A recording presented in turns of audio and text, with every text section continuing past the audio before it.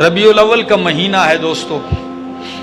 آپ اس ملک کے طول و عرض میں دیکھتے ہیں کہیں کھمبے سجے ہوئے ہیں، بجلی کی تاریں سجی ہوئی ہیں، کسی کا گھر سجا ہوا ہے، کوئی رکشے کو سجا رہا ہے. ٹھیک ہے، دیکھو تو گھر سنت پیغمبر سے خالی ہے، معاشرہ نبی کی سنتوں سے خالی ہے. کسی عاشق کو یہ خیال نہیں آتا کہ جی بیٹے کی شادی ہے، اس وقت اس کو خیال نہیں آتا کہ عشق مصطفیٰ کا تقاضا کیا ہے. کسی کی بیٹی کی شادی ہے، اس وقت کسی عاشق کو یہ خیال نہیں آتا کہ آج جس ہستی کا جشن منا رہا تھا، روڈوں پہ نکلا تھا، آج اس کی سنت کے لیے کیا کرتا ہوں.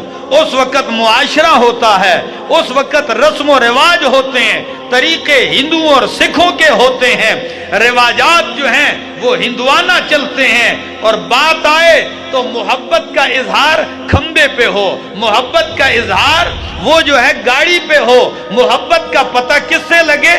دیوار سے لگے. نہ میرا بھائی، محبت کا پتہ تیرے کردار سے لگے، محبت کا پتہ تیری اطاعت سے لگنا چاہیے، محبت پیغمبر کا پتہ تیرے وجود مقدس سے لگنا چاہیے کہ تیرا وجود جو ہے اگر سنت کا پابند ہے تو یہ مقدس ہے، اگر سنت کے خلاف ہے کس بات کا دعوے دار ہے کہ میں عاشق رسول ہوں. اللہ اکبر. 40 سال میرے پاک پیغمبر نے اعلان نبوت سے بعد پہلے گزارے، 23 سال اعلان نبوت کے بعد گزارے. کتنے ہو گئے؟ 63 سال. تو میرے نبی کی مبارک زندگی میں یہ ربیع الاول کا مہینہ کتنی بار آیا پلٹ پلٹ کے؟ 63 مرتبہ آیا. اگر یہ دین ہوتا تو دین وہ ہے جو پیغمبر مقرر کرے. کون مقرر کرے؟ دین وہ ہے میرا دوست جو پیغمبر مقرر کرے. تو کیا کوئی مائی کا لال بتلا سکتا ہے کہ اللہ کے پاک پیغمبر نے دین بتلاتے ہوئے یوں فرمایا ہو کہ آج 12 ربیع الاول ہے یا اگلے ہفتے 12 ربیع الاول آنے والا ہے، جھنڈیاں لگا لو، مدینہ سجا لو، قمقمے لگا لو، اگربتیاں لگا لو، چراغاں کر لو. رب کعبہ کی قسم، میرے پیغمبر نے 63 سالہ زندگی مبارک میں ایک دفعہ بھی حکم نہیں دیا. اللہ کی قسم، جو میرے پیغمبر پہ سارا کچھ وار سکتا ہے. صدیق اکبر کی ریشم کی دکانیں ہیں، فاروق اعظم کی کپڑے کی دکانیں ہیں، جو جان مال اولاد جائیداد جاگیر وار سکتے ہیں. سچ بتاؤ وہ 5 روپے کی جھنڈی نہیں لہرا سکتے تھے. لیکن بات یہ ہے کہ یہ طریقہ نہیں ہے. اب آپ کہیں گے آپ مسلمان ہیں، ہری پور والوں کتنی عیدیں ہیں؟ بولو. 2 عیدیں مومن مانتے ہیں. اٹھاؤ، قرآن نے دونوں عیدوں کا بھی ذکر کیا ہے. 2 عید مومن مانتے ہیں مسلمان. اٹھاؤ، بخاری میں 2 عیدوں کا ذکر ہے، مسلم نے کیا، ترمذی نے کیا ہے، امام ابو حنیفہ رحمہ اللہ نے کیا، امام شافعی، مالک، امام احمد ابن حنبل رحمہم اللہ نے کیا ہے. تیسری عید کا ذکر. اٹھا لو رب کا قرآن، اٹھا لو پیغمبر کی حدیثوں کا ذخیرہ، اٹھا لو فقہا کی کتابیں. ہم تو وہ کہتے ہیں دین وہ ہے جو نبی نے بتایا ہو، صحابہ نے، وہ دین ہے. اس کے علاوہ جو کرتے ہو، ہاں بدعت تو ہو سکتی ہے، وہ دین. اچھا آپ سے پوچھتا ہوں، چھوٹی عید بڑی عید جس کو عید الفطر اور عید الاضحیٰ کہتے ہیں، کوئی عبادت ہے اس کی؟ نماز ہے نا؟ بولو. عید الفطر کی نماز، عید الاضحیٰ کی نماز، طریقہ بتایا ہے جی؟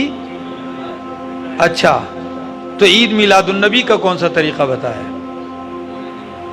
اٹھاؤ حدیثیں. اچھا یہ بتاؤ، آپ کے ہاں جب عید کی نماز ہوتی ہے صبح 7 بجے 6 بجے کوئی 8 بجے پڑھتے ہیں، تو آپ نے کبھی دیکھا ہے مؤذن اذان دے رہا ہو جی؟ ہر نماز کے لیے آپ کیا دیتے ہیں؟ لیکن عید الفطر اور عید الاضحیٰ کے لیے، اور اگر مؤذن دینا شروع کر دے جی محلے والے سوٹے لے کے پہنچ جائیں گے، اور تیرا دماغ خراب ہے، تو وہ آگے سے کہہ دے میرا دماغ نہیں خراب، سال کے 11 مہینے دیتا رہا ہوں ہر نماز کے لیے، تو عید الفطر کے لیے اذان دے دی، اذان ہی تو دی ہے، اور کون سا گناہ کیا ہے؟ کوئی اس کو منع کرے گا کہ نہیں منع کرے گا؟ سب منع کریں۔ کیوں؟ اس لیے 5 نمازوں کے لیے دینا میرے نبی کا دین ہے، بتایا ہوا ہے۔ عید الفطر کے لیے نبی نے نہیں دلوائی ہے، کوئی دے گا وہ دین نہیں ہوگا، وہ بدعت بنے گی۔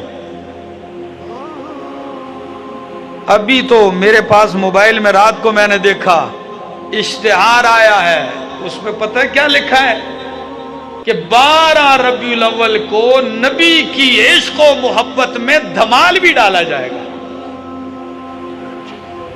اشتہار چھپا ہے، نبی کی محبت میں کیا ڈالا جائے گا؟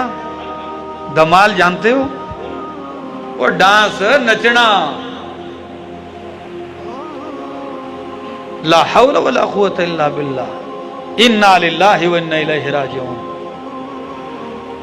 میرے دوستو، اللہ گواہ ہے، آپ آج تک جانتے ہوں گے کہ اس کو لوگ 12 وفات کہتے تھے، یہی نام تھا؟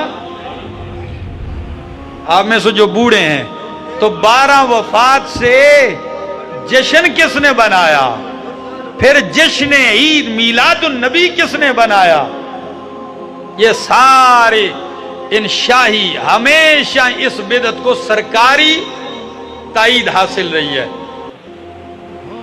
اور جو ہو رہا ہے آپ دیکھ لیں، بازاروں میں جا کے پھر دیکھ لینا، اس دن میوزک بھی بجتا ہوا دیکھ لینا، اس دن آپ انڈیا کے گانے بھی چلتے ہوئے دیکھ لینا۔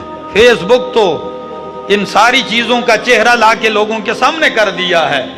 اور آپ کو ایک بات بتاؤں، صحیح حدیث، نبی علیہ السلام نے سوموار کا روزہ رکھا، کیونکہ سوموار پیر والے دن میرا پیغمبر پیدا ہوئے۔ تو آپ سے پوچھتا ہوں، نبی کریم نے جب روزہ رکھا تو پتہ چل گیا کہ عید والے دن روزہ نہیں ہوتا، اور جس دن روزہ ہوتا ہے اس دن عید نہیں ہوتی۔ نبی نے روزہ رکھ کے بتلا دیا روزے کا دن ہے عید کا، کیونکہ عید کے دن تو روزہ رکھنا کیا ہے؟ حرام ہے، اور اللہ کے پیغمبر روزہ رکھتے۔ ایک بات اور سن لیجئے، اللہ کے پاک پیغمبر صلی اللہ علیہ وسلم کس دن پیدا ہوئے؟